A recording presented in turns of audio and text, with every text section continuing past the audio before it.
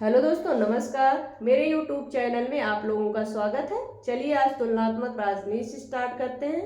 तुलनात्मक राजनीति में हम मोस्ट इम्पॉर्टेंट जो पॉइंट होगा उसी पर चर्चा करेंगे। चाहे आप नेट का एग्जाम दे रहे हो, चाहे टीजीटी, पीजीटी या जेआरएफ का एग्जाम दे रहे हैं, या पब्लिक सर्विस कमीशन का या जेआईसी का पेपर हो, तो जो मोस्ट इम्पॉर्टेंट पॉइंट होगा उसी पर हम लोग चर्चा करेंगे, जहां से अक्सर एग्जाम में क्वेश्चन पूछे जाते हैं। पिछली बार जब जीआईसी का एग्जाम हुआ था, पेपर आया था, तो इसी तरीके से मैंने पढ़ाया था, उसमें बहुत बच्चों का सिलेक्शन भी हुआ था। तो चलिए स्टार्ट करते हैं तुलनात्मक राजनीति। हाँ, अगर वीडियो पसंद आए तो मेरे लिए एक शेयर जरूर करिएगा।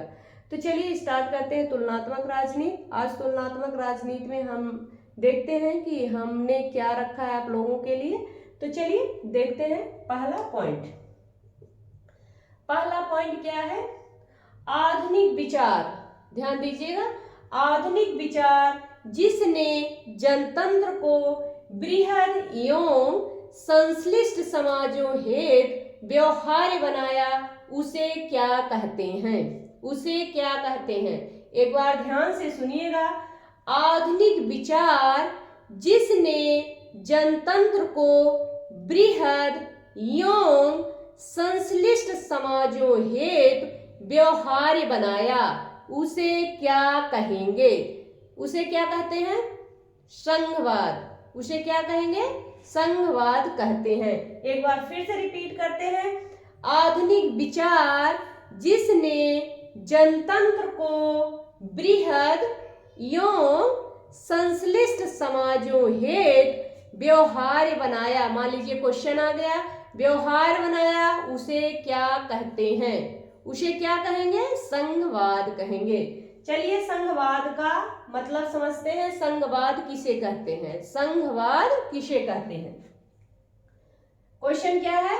आधुनिक विचार जिसने जनतंत्र को बृहद एवं संश्लिष्ट समाजों हेतु व्यवहार्य बनाया, उसे क्या कहते हैं? उसे क्या कहते हैं? संघवाद कहते हैं। चलिए संघवाद को समझ लेते हैं।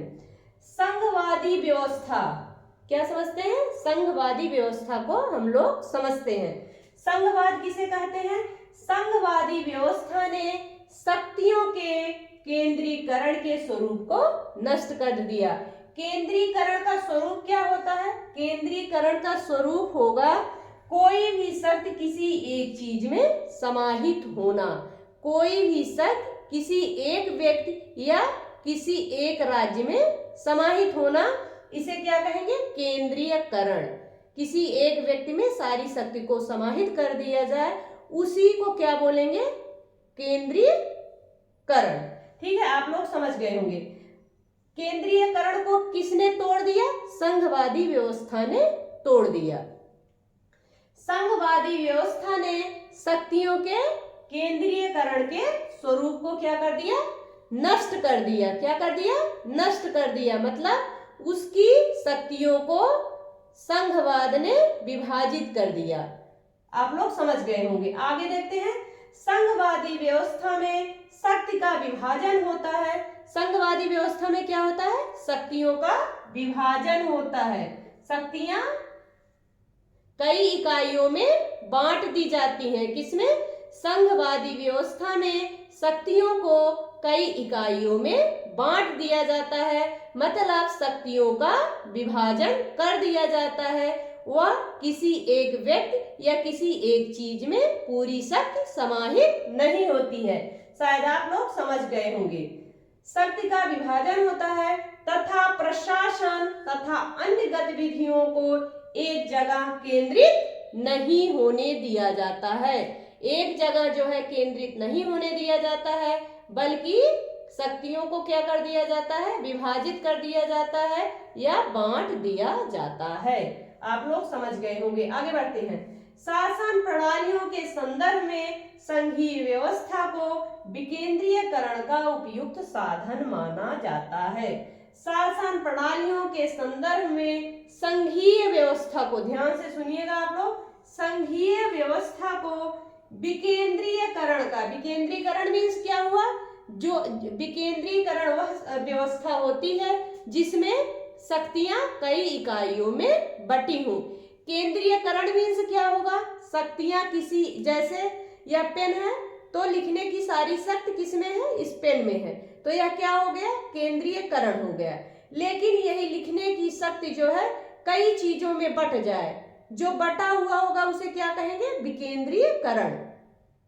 केंद्रीयकरण में कोई शक्ति एक चीज में समाहित होती है, लेकिन विकेंद्रीकरण जो होता है उसमें क्या होता है, शक्तियां कई इकाइयों में विभाजित हो जाती हैं। आप लोग समझ गए होंगे। तो संघीय शासन व्यवस्था में क्या होता है, विकेंद्रीयकरण। क्या होता है, शक्तियां कई इकाइयों में विभाजित होती हैं।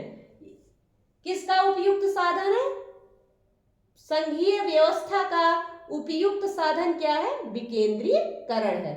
शायद आप लोग समझ गए होंगे संघीय शासन व्यवस्था को, केंद्रीयकरण को और विकेंद्रीयकरण को। ठीक है, चलिए आगे बढ़ते हैं, दूसरा पॉइंट देखते हैं। न्यायपालिका उच्चता पाई जाती है। न्यायपालिका, अगर क्वेश्चन पूछा जाता है आप लोगों से तो आप लोगों का आंसर क्या होगा, या आया हुआ ही क्वेश्चन है।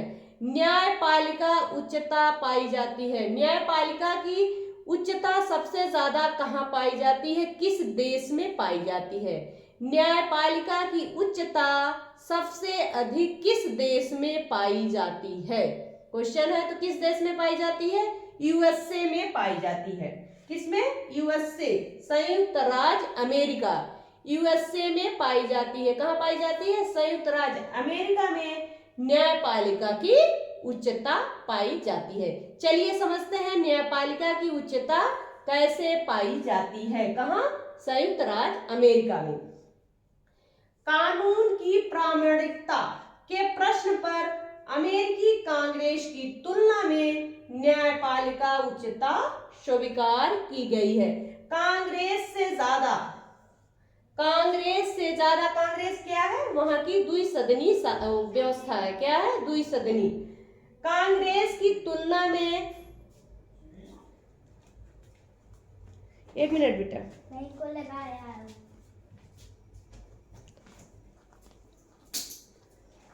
तू बना लो।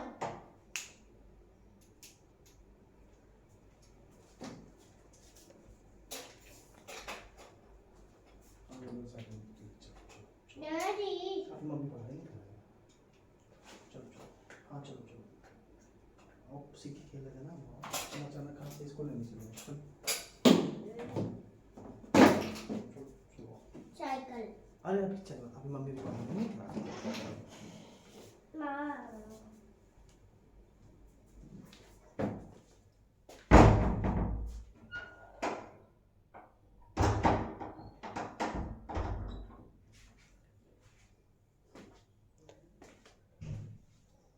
हाँ चलिए, क्वेश्चन क्या था, न्यायपालिका उच्चता पाई जाती है। न्यायपालिका जो है सबसे ज्यादा उच्च किस देश में मानी जाती है, तो किस देश में मानी जाती है, संयुक्त राज्य अमेरिका में। चलिए समझते हैं। कानून की प्रामाणिकता के प्रश्न पर अमेरिकी कांग्रेस की तुलना में, अमेरिकी कांग्रेस क्या है, द्विसदनी शासन व्यवस्था है वहां की, कहाँ की, संयुक्त राज्य अमेरिका की तुलना में न्यायपालिका उच्चता स्वीकार की गई है। कांग्रेस से ज्यादा जो है क्या उच्च है वहां, न्यायपालिका। न्यायिक पुनरावलोकन, न्यायिक पुनरावलोकन की शक्ति किसके पास है, वहां की सर्वोच्च न्यायालय के पास। किसके पास, सर्वोच्च न्यायालय के पास है। एवं अधिनिर्णयन की शक्तियां प्राप्त करके वह सर्वोच्चता प्राप्त कर ली है।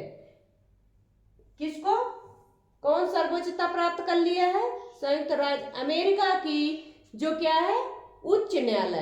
क्या है, जो सर्वोच्च न्यायालय है वह कौन सी दो चीज ग्रहण करके, एक न्यायिक पुनरावलोकन और दूसरा कौन सा है, अधिनिर्णयन की शक्तियां प्राप्त करके जो है वह कांग्रेस से ज्यादा उच्च हो गई है। आप लोग समझ गए होंगे। आगे बढ़ते हैं, अगला पॉइंट देखते हैं। द्विसदनवाद शासन प्रणालियों में किसकी एक अनिवार्य विशेषता है, क्वेश्चन है, ध्यान से सुनिएगा, मोस्ट इंपॉर्टेंट है। द्विसदनवाद शासन प्रणाली द्विसदनवाद शासन प्रणाली मीन्स आप लोग समझ रहे हैं। द्विसदनवाद शासन प्रणाली मीन्स क्या होगा, जिसमें दो सदन हो, जिसमें दो सदन हो। किस एक की अनिवार्य विशेषता है, किसकी एक अनिवार्य विशेषता है, तो किसकी है, जिसमें शक्तियां विभाजित होंगी। कौन वह होगा, संघात्मक व्यवस्था। क्या होगा, संघात्मक व्यवस्था। द्विसदनवाद शासन प्रणालियों में किसकी एक अनिवार्य विशेषता है, किसकी है, संघात्मक व्यवस्था की। आगे चलिए देखते हैं, द्विराज्य व्यवस्था क्या होता है, केंद्र एवं राज्य में शक्तियां विभाजित होती हैं। द्विसदनवाद विकेंद्रीकरण की शासन व्यवस्था। विकेंद्रीकरण या द्विसदनवाद क्या है, एक है, क्योंकि यहाँ क्या होती है, शक्तियां दो चीजों में विभाजित होती हैं। पहला क्या है, केंद्र और दूसरा राज्य। आप लोग समझ गए होंगे। द्विसदन राज्य व्यवस्था में क्या होता है, केंद्र या राज्य में शक्तियां विभाजित होती हैं। दूसरा क्या होगा इसका, लिखित संविधान होगा। क्या होगा, लिखित संविधान होगा। तीसरा संविधान की सर्वोच्चता, संविधान की सर्वोच्चता, शक्तियों का केंद्र एवं इकाई में विभाजन होगा। कई इकाइयों में जो है शक्तियां विभाजित होंगी। लिखित संविधान, संविधान की सर्वोच्च शक्तियों का केंद्र एवं इकाई में विभाजन होगा। किसमें, संघवादी व्यवस्था में या विकेंद्रीयकरण की व्यवस्था में। कठोर संविधान, कठोर संविधान होगा। निष्पक्ष न्यायपालिका होगी। द्विसदनी व्यवस्थापिका होगी। द्विसदनी व्यवस्थापिका होगी, मतलब द्विसदनी व्यवस्थापिका मीन्स दो सदन होंगे, दो सदन होंगे। जैसे भारत में क्या है, लोकसभा राज्यसभा। द्विसदनवाद शासन प्रणालियों में किस एक की अनिवार्य विशेषता है, दो सदनवाद, दो केंद्र एवं राज्य में शक्तियों का विभाजन होगा। केंद्र एवं इकाइयों में क्या होगा, शक्तियां विभाजित होंगी, उसे हम क्या कहेंगे, दो सदनवाद। कठोर संविधान होगा, निष्पक्ष न्यायपालिका होगी, द्विसदनी व्यवस्थापिका होगी। आप लोग समझ गए होंगे। आगे बढ़ते हैं। अध्यक्षात्मक शासन व्यवस्था में कैबिनेट के सदस्य किसके प्रति उत्तरदायी होते हैं। अध्यक्षात्मक शासन व्यवस्था कहाँ है, अमेरिका में है। कैबिनेट के सदस्य किसके प्रति उत्तरदायी होते हैं। अध्यक्षात्मक शासन व्यवस्था में कैबिनेट के सदस्य किसके प्रति उत्तरदायी होंगे, किसके प्रति उत्तरदायी होते हैं, राष्ट्रपति के प्रति उत्तरदायी होते हैं। विधानमंडल के विश्वास पर आश्रित नहीं होते हैं, चाहे वह अमेरिका का राष्ट्रपति हुआ या उसके मंत्रिमंडल के सदस्य किसके प्रति उत्तरदायी नहीं होते हैं, विधानमंडल के प्रति उत्तरदायी नहीं होते हैं या विधानमंडल के ऊपर आश्रित नहीं होते हैं। किसमें, अध्यक्षात्मक शासन व्यवस्था में। अध्यक्षात्मक शासन व्यवस्था कहाँ है, अमेरिका में। अमेरिका का जो विधानमंडल है उसके प्रति जो है राष्ट्रपति या उसके मंत्रिमंडल के सदस्य उसके ऊपर आश्रित नहीं होते हैं। इनका कार्यकाल क्या होता है, निश्चित होता है। इनका कार्यकाल क्या होता है, निश्चित होता है। संसदीय शासन व्यवस्था में कार्यपालिका जो है किसके प्रति उत्तरदायी होती है, तो किसके प्रति उत्तरदायी होती है, विधायिका के प्रति उत्तरदायी होती है। यह क्वेश्चन भी कई बार पूछा जाता है। संसदीय शासन व्यवस्था में कार्यपालिका किसके प्रति उत्तरदायी होती है, विधायिका के प्रति उत्तरदायी होती है। लेकिन अध्यक्षात्मक शासन व्यवस्था में जो राष्ट्रपति है और उसके मंत्रिमंडल के जो सदस्य हैं वह विधायिका के प्रति उत्तरदायी नहीं होते हैं। यही मुख्य अंतर है संसदीय शासन व्यवस्था में और अध्यक्षात्मक शासन व्यवस्था में। आप लोग समझ गए होंगे। आगे बढ़ते हैं। संविधान के द्वारा क्या सुनिश्चित किया जाता है? संविधान के द्वारा मुख्य रूप से क्या सुनिश्चित किया जाता है? मोस्ट इंपॉर्टेंट क्वेश्चन है। संविधान के द्वारा मुख्य रूप से क्या सुनिश्चित किया जाता है? तो क्या सुनिश्चित किया जाता है? पहली बात तो कार्यपालिका की शक्तियां। किसके द्वारा? संविधान के द्वारा कार्यपालिका की शक्तियों को सुनिश्चित किया जाता है। दूसरा क्या सुनिश्चित किया जाएगा? शासक एवं शासित के बीच संबंध क्या होगा? शासक एवं शासित के बीच संबंध।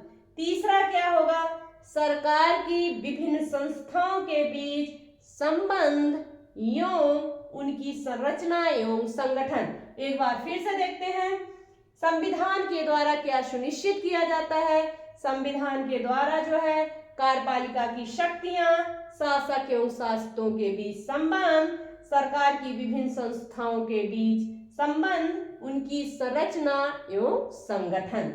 आप लोग समझ गए होंगे। आगे बढ़ते हैं। हाँ, एक कथन है CF स्ट्रांग महोदय का। उन्होंने कहा है कि संविधान के बारे में, संविधान को उन सिद्धांतों का संग्रह कहा जाता है। संविधान को उन सिद्धांतों का संग्रह कहा जा सकता है जिनके अनुसार शासन की शक्तियों,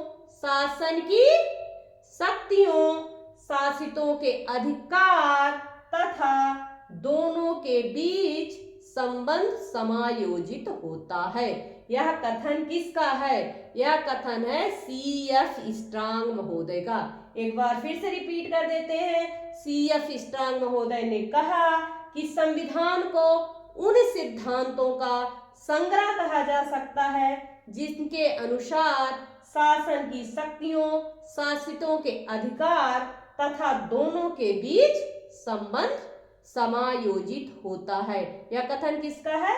CF स्ट्रांग का है। तो आप लोग समझ गए होंगे। यह रहा तुलनात्मक राजनीति पर हमारा पहला वीडियो। इसके आगे हम लोग कल देखेंगे। तो प्लीज अगर वीडियो पसंद आए तो मेरे लिए एक शेयर जरूर करिएगा। धन्यवाद।